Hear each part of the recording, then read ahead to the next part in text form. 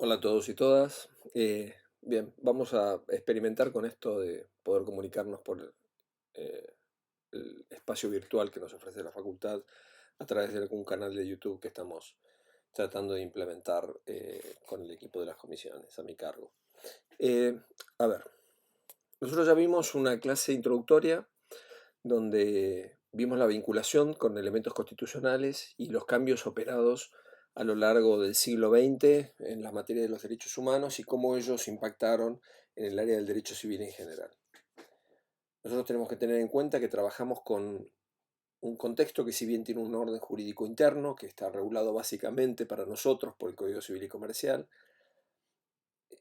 participa de un mundo globalizado. Los contratos son contratos que operan muchas veces más allá de nuestras fronteras. Tenemos áreas en las que esto se hace muy evidente y que a diario es probable que muchos de ustedes utilicen, como por ejemplo eh, transacciones internacionales, compraventas internacionales. Cuando ustedes compran algo por Amazon o compran algo en extranjero o algún sitio chino o lo que fuere, están haciendo una transacción internacional. Hay un esquema internacional que es el esquema que trata de establecer un derecho de los contratos que vincula a determinados países que participan de una organización que se llama UNIDROIT, que tiene sede en Roma y que trata de unificar el derecho de los contratos en Occidente, de modo tal que los distintos países que regulan internamente los contratos traten de hacerlo de una forma homogénea y coherente con el resto de los países, como para tener un derecho más o menos acorde y que el derecho de los contratos se parezca en todos lados para facilitar esto, el tráfico más allá de las fronteras, la vinculación internacional y tráfico internacional. Nuestro Código Civil y Comercial en materia de contratos siguió especialmente las directivas establecidas por esta organización, por UNIDROIT, que establece lineamientos, celebra conferencias, etcétera, y establece lineamientos generales para la regulación de los contratos. Entonces nosotros tenemos eso que en gran medida no es derecho obligatorio, es lo que llamamos soft law. El soft law es un derecho que se observa porque se considera, y hay consensos en cuanto a que contiene normas eh, que, que sirven para la regulación y es tenido en consideración cada vez que se hace una reforma legal por los países que participan de la organización de UNIDROIT. Después tenemos la Convención sobre Compraventa Internacional de Mercaderías, que es la que les digo que se aplica y que nos va a importar de pronto cuando nosotros tenemos un contrato que es celebrado en alguno de los países que es parte de la convención, se ejecuta en otro, etc. En una de las primeras, como material de lectura obligatoria, en una de las primeras bolillas, está un caso de una compra de semillas de almendras en Chile, etc. Y ustedes van a ver, lean ese caso y vean qué es lo que dice el caso respecto de la aplicación de las normas de derecho internacional. Normas que sirven para la regulación de contratos que tienen puntos de vinculación con más de un orden jurídico, con más de un territorio, y eso es lo que nos interesa desde ese punto de vista. Explicamos también en ese primer encuentro cómo varió el principio de igualdad, cómo este principio de igualdad mutó desde un principio de igualdad formal a un principio de igualdad estructural y cómo nuestro sistema constitucional reconoce diversas categorías de sujetos especialmente protegidos y esto tiene que ser tenido en consideración en la valoración de todo el derecho civil, pero también obviamente del derecho de los contratos.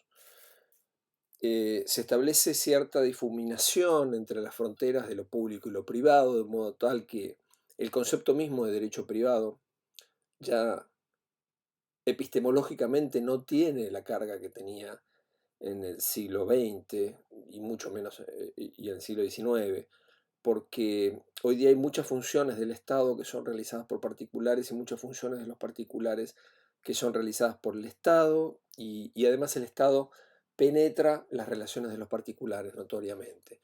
Lo hacen los contratos de consumo, lo hacen en la regulación de otros contratos como los de medicina prepaga, telefonía celular, etcétera, en los que constantemente están normas de orden público disponiendo cambios y en propio contenido prestacional de los contratos.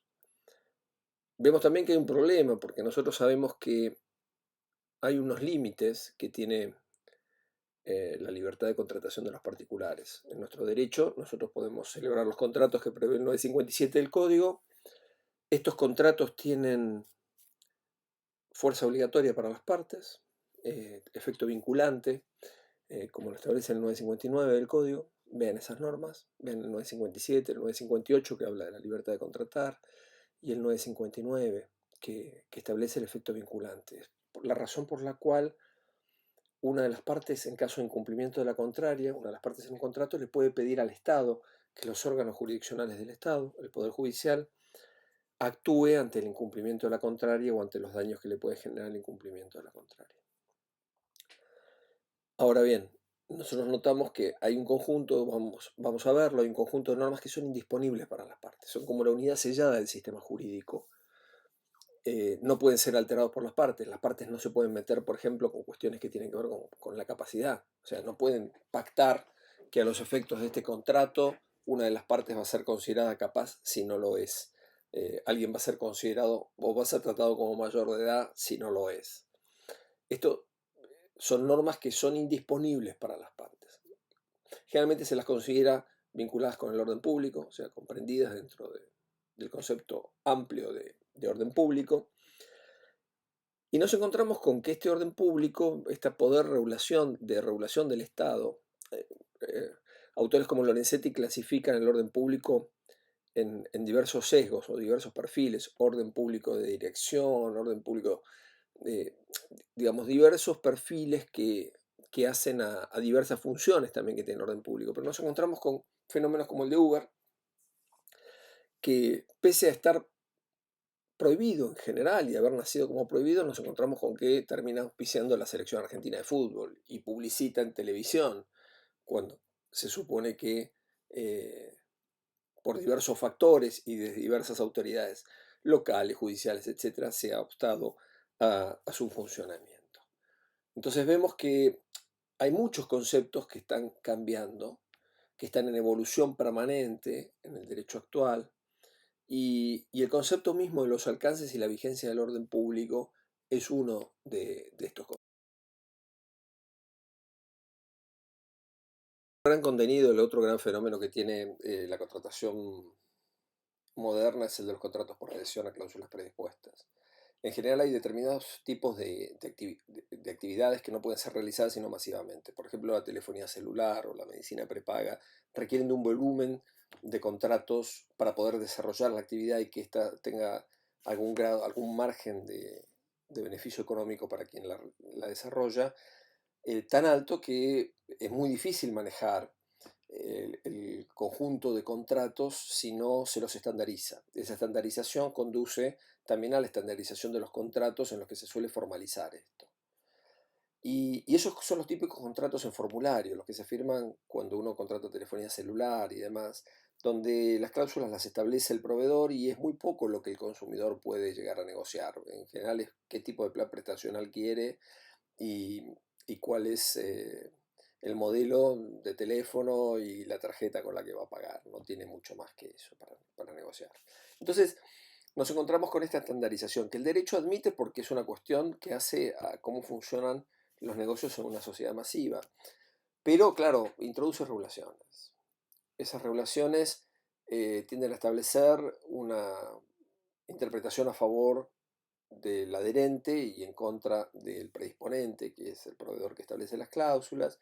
Identifica, y eso ocurre en el Código Civil y Comercial, cláusulas abusivas y las priva de validez. Las cláusulas abusivas son, por ejemplo, las que desnaturalizan la esencia del contrato. Lo típico es cuando alguien en un garage, por ejemplo, no se hace responsable por los daños que pueda sufrir el vehículo. Ese tipo de cuestiones así son cláusulas abusivas que se ven tanto en el contrato de adhesión como en los contratos de consumo. Y aparecen los contratos de consumo, y aparece en el mundo del derecho la regulación de estos contratos, que aparece primero por vía normativa, por la 24240, la Ley de Defensa del Consumidor, que es una ley del año 93. Esto es anterior a la reforma constitucional del año 94. pero que como había tenido algunos vetos, los constituyentes quisieron consolidar por vía de una norma en la Constitución, consolidar como una estructura de derechos y un sistema de, a partir del cual se despliegan derechos, y establecieron el artículo 42 de la Constitución. El artículo 42 es un artículo por el cual todo proveedor de bienes o servicios tiene que garantizar a los consumidores o usuarios eh, la protección de sus intereses económicos, su salud, su seguridad, etc. Y también se prevé en el artículo 43 que puede haber asociaciones de consumidores que actúen en defensa de determinados intereses colectivos que vinculen a los consumidores, y, y eso hace que se les reconozca legitimación activa. Ustedes saben que la legitimación activa es la capacidad que tiene alguien para poder accionar judicialmente en reclamo de un derecho. Y entonces, si yo le reconozco a los sujetos individualmente legitimación activa, hay situaciones en las que para el sujeto no va a ser posible acceder a justicia, o no va a ser económicamente razonable que acceda a justicia. Por ejemplo, supongamos que una prepaga cobra unos pesos más mes a mes a todos sus afiliados, y, y con eso hay un margen de diferencia que es jurídicamente injustificado que cobre, y puede ser que nos encontremos con que demandar para cada uno de los afiliados de esa prepaga sea antieconómico. Pero si una asociación de consumidores, en representación de todos los afiliados de esa empresa de medicina prepaga, presenta una demanda eh, y logra tener una sentencia favorable, supongamos que tiene una sentencia favorable, puede con eso beneficiar al conjunto de afiliados de esa empresa de medicina prepaga que no habrían actuado autónomamente por el carácter antieconómico y los esfuerzos que exige llevar adelante un proceso, y logra que se los beneficie actuando en representación de todo ese colectivo de sujetos afectados. Es lo que en el derecho anglosajón, ustedes lo habrán oído mencionar, se conoce como acciones de clase. Nosotros no las tenemos reguladas por vía legislativa. Sí tenemos una construcción a partir del fallo Alavi de la Corte, tenemos una construcción en tal sentido, y viene siendo muy rico el trabajo doctrinario y jurisprudencial para poder llevarlas adelante. Fuera de los contratos de adhesión, fuera de los supuestos de contratación masiva, nosotros vamos a estudiar a lo largo de la materia también el contrato individual.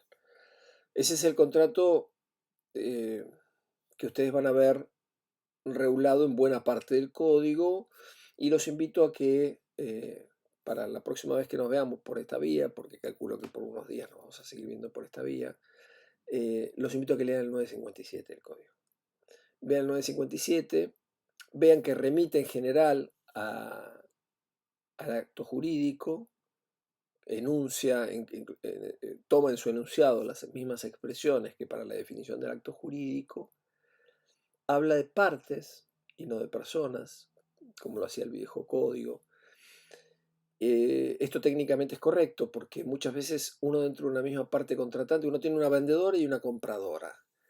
Y la parte vendedora a lo mejor está integrada por varias personas. Personas humanas, personas jurídicas, pueden ser varias personas, pero son una parte. Son una parte.